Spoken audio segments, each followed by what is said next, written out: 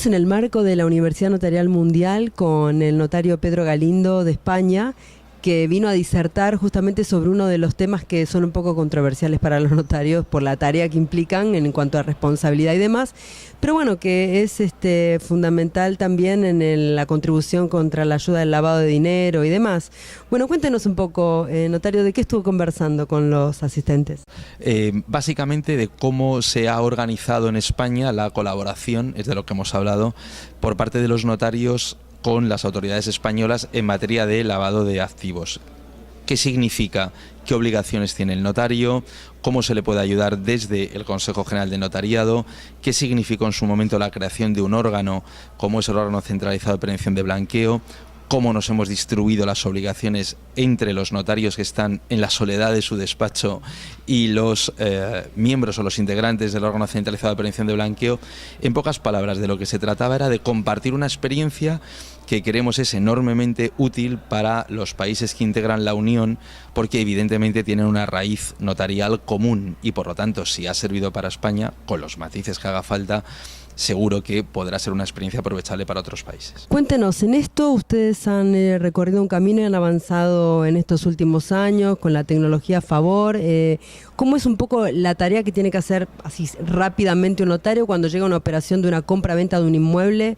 ¿Qué es lo que debería mirar en España, por ejemplo? Una compra-venta de un inmueble, por esencia, lógicamente, como tantas otras operaciones, de por sí no tiene y no está en el 99,99% de las ocasiones inmersa en esquemas de blanqueo. Pero en España, ¿qué es lo primero que tiene que hacer un notario? Va de suyo identificar al otorgante. Pero no solo identificarle con nombres y apellidos, sino interesarse por saber cuál es la actividad económica de esa persona. Eso es pieza clave en materia de lavado de activos porque sirve para que el notario español pueda hacerse una idea de si la operación es más o menos coherente con el perfil del otorgante que tiene delante.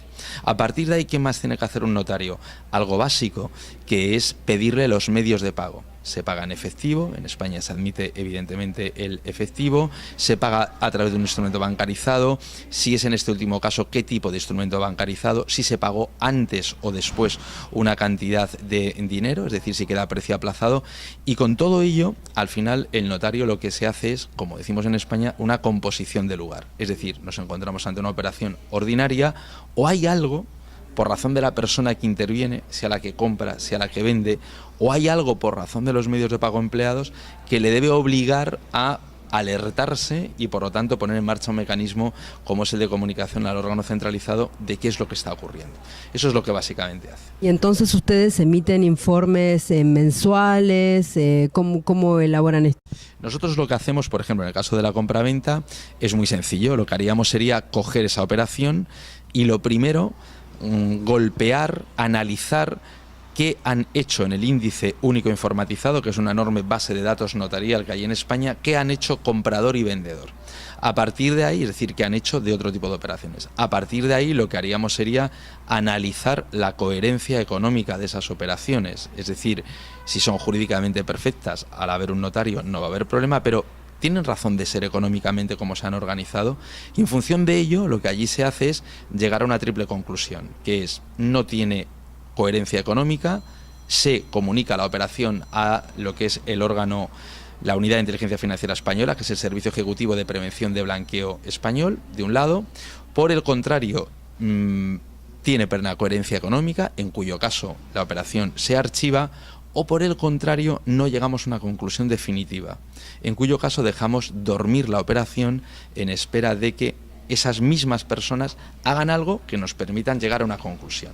Por lo tanto, nosotros no tenemos reportes mensuales como ocurre en España con entidades financieras o como ocurre en otros países con los notarios, sino que lo nuestro son lo que en la jerga de blanqueo se llaman reportes de operaciones sospechosas. Por lo tanto, son individuales en función de si existe o no sospecha, coherencia o no económica. Bueno, veo que tienen una tarea casi como de un investigador privado en cierta medida, pero bueno, hay cuestiones que básicamente se dan en el sentido común, ¿no? En esencia, uno habitualmente, cuando viene una persona a la consulta, hace esta elaboración del perfil y quizá, bueno, en otro momento decía, bueno, no me compete, que lo vea con su contador o quien le lleve sus impuestos y no sería una tarea del notario, pero bueno, en este caso sí, digamos, el sistema está organizado de manera tal que sería el notario el que tiene que dar este dictamen. Bien, y digamos, ¿en cuánto tiempo les ha llevado a implementar todo este sistema? Bueno, esto se formó en España en primer lugar por una norma que aprobó el Ministerio de Economía. Esa norma obligó a crear un órgano dentro de lo que es el Consejo General del Notariado. Y a partir de ahí empezamos con pocos medios materiales, como se suelen comenzar este tipo de cosas. Pero aparte de las ganas en intentar ayudar y resolver, se comenzó con algo que yo personalmente tengo que agradecer a todos los presidentes que han pasado por el Consejo General del Notariado, y es que existe plenas barreras chinas, es decir, murallas chinas, entre nosotros y la parte política. En consecuencia, yo no reporto ninguna operación, no reporto ningún requerimiento de información que me haga la policía, un juez o un fiscal, y eso lo que generó muy rápidamente es, por parte de los órganos que están encargados en la tarea represiva del lavado de activos en España, pues lo que rápidamente generó fue una enorme intimidad. Y a partir de esa enorme intimidad empezamos ya a trabajar en la parte técnica, cómo obtener la información, cómo adicionar información, cómo analizar información.